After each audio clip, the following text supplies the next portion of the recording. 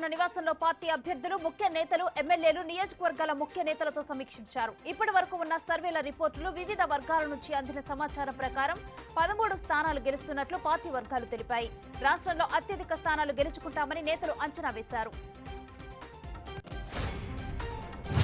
కాంగ్రెస్ పార్టీలోకి 5గురు బీజేపీ ఎమ్మెల్యేలు వస్తారని సంగారెడ్డి మాజీ ఎమ్మెల్యే జగ్గారెడ్డి వ్యాఖ్యానించారు. బీఆర్ఎస్ నుంచి కూడా 20 మంది తమతో టచ్ లో ఉన్నారని చెప్పారు. దీంతో తమ బలం 90కి పెరుగుతుందని అన్నారు. బీజేపీ ఎంపీ లక్ష్మణ్ చెబుతున్నట్టుగా ఆగస్టులో సంక్షోభం వచ్చే ప్రసక్తే లేదన్నారు. అసెంబ్లీ ఎన్నికల తర్వాత బీఆర్ఎస్ మరోసారి పుంజుకుంటుందని మాజీ మంత్రి కేటీఆర్ అన్నారు. కేసీఆర్ ప్రచారం చేసిన ప్రతి చోట ప్రజలు మద్దతుగా నిలిచారని వివరించారు. 6 గ్యారంటీల పేరుతో కాంగ్రెస్ పార్టీ మోసం చేసిందని విమర్శించారు. అందుకే ఎంపీ ఎన్నికల్లో ప్రజలు తమకు మద్దతుగా నిలిచారని పేర్కొన్నారు. ఏపీలో ఎన్నికలు ముగిసిన టెన్షన్స్ మాత్రం కంటిన్యూ అవుతున్నాయి. చంద్రగిరి టీడీపీ ఎమ్మెల్యే అభ్యర్థి పులివర్తి నాని కారుపై అటాక్ జరిగింది. పద్మావతి యూనివర్సిటీ స్ట్రాంగ్ రూమ్ పరిశీలనకు వెళ్లగా వైసీపీ నాయకుడు చేసినట్టు చెబుతున్నారు. ఘటనలో నాని గన్మెన్ కు గాయాలయ్యాయి. అతను 2 రౌండ్లు గాల్లోకి కాల్పులు జరపాల్సి వచ్చింది. గుంటూరు జిల్లా కారంపూడిలో వైసీపీ ముక్కలు రెచ్చిపోయాయి. టీడీపీ కార్యకర్తలపై మారణాయుధాలతో దాడికి దిగాయి. టీడీపీ ఆఫీసులోని ఫర్నిచర్ తో పాటు 2 దుకాణాలను ధ్వంసం చేశాయి. దాడులకు దిగుతున్న వైసీపీ కార్యకర్తలను అడ్డుకోబోయిన సీఐకి గాయాలయ్యాయి. అనంతపురం జిల్లా తాడిపత్రిలో హైటెన్షన్ నెలకొంది. టీడీపీ వైసీపీ వర్గీయులు ఘర్షణ పడ్డారు. టీడీపీ ముఖ్య సూర్యముని ఇంటిపై వైసీపీ వర్గీయులు రాళ్లతో అగ్గిరా చేసుకుంది. రాళ్ల దాడికి తెగబడ్డారు. వైసీపీ కేతిరెడ్డి, పెద్దారెడ్డి, జేసీ ప్రభాకర్ రెడ్డి వర్గీయులు పోలీసుల వాహనం పైన రాళ్లు విసిరగా జీపు ధ్వంసమైంది. ఎన్నికల ఫలితాల తర్వాత వైసీపీ నేతలు పారిపోవడం ఖాయమని టీడీపీ నేత అచ్చెన్నాయుడు జోస్యం చెప్పారు. జగన్ లండన్ వెళ్లిపోతే తామెక్కడికి వెళ్లాలనే ఆలోచనలో ఆ పార్టీ నేతలు ఉన్నారని అన్నారు.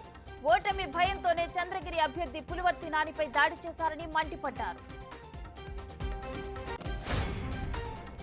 పోలింగ్ తీరుపై సీఎం జగన్ స్పందించారు. మండు టెండర్లను లెక్క చేయకుండా తనకు ఆశీస్సులు ఇవ్వడానికి సునామీలా తరలి వచ్చారని పేర్కొన్నారు. అవ్వాతాతలు, అక్కా చెల్లెలు, అన్నదమ్ములకు పేరు పేరున శిరస్సు వంచి కృతజ్ఞతలంటూ ట్వీట్ చేశారు. ఏపీ సీఎం జగన్ విదేశీ పర్యటనకు సీబీఐ కోర్టు అనుమతి ఇచ్చింది. ఆయన వ్యక్తిగత ఫోన్ నెంబర్, మెయిల్ వివరాలు కోర్టుకు ఇవ్వాలని షరతులు విధించింది. ఈ నెల 16 నుంచి జూన్ 1 వరకు జగన్ విదేశాలకు వెళ్లేందుకు అనుమతి కోరారు. యూకే, స్విట్జర్లాండ్, ఫ్రాన్స్ లో ఆయన పర్యటన కొనసాగనుంది. ఢిల్లీలోని తీహార్ జైలుకు బాంబు బెదిరింపు కాల్ వచ్చింది. వెంటనే పోలీసులు అప్రమత్తమయ్యారు. జైలు పరిసర ప్రాంతాల్లో డాగ్ స్క్వాడ్, బాంబ్ స్క్వాడ్ తో తనిఖీలు చేశారు. ఎలాంటి పేలుడు పదార్థాలు లభించకపోవడంతో ఆకతాయిల పనిగా భావిస్తున్నారు. వారి నుంచి ఢిల్లీలోని ఏదో ఒక చోట బాంబులు అమర్చారంటూ బెదిరింపు కాల్స్ వస్తూనే ఉన్నాయి. ప్రభుత్వ రంగ బ్యాంకులు రికార్డు లాభాలు నమోదు చేశాయి. మార్చిలో ముగిసిన 2023-24 ఆర్థిక సంవత్సరంలో అన్ని బ్యాంకుల లాభం కలిపి 1.4 లక్షల కోట్లు దాటింది. 12 ప్రభుత్వ రంగ బ్యాంకుల నికర లాభం గతేడాది ₹1,04,649 లాభాన్ని ఆర్జించగా తాజాగా 35% వృద్ధితో నికర లాభం నమోదైంది.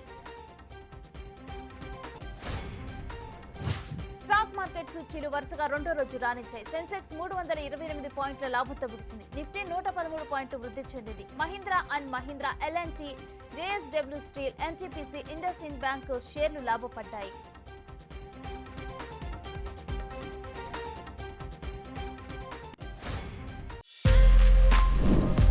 For more videos like this, subscribe Big TV channel.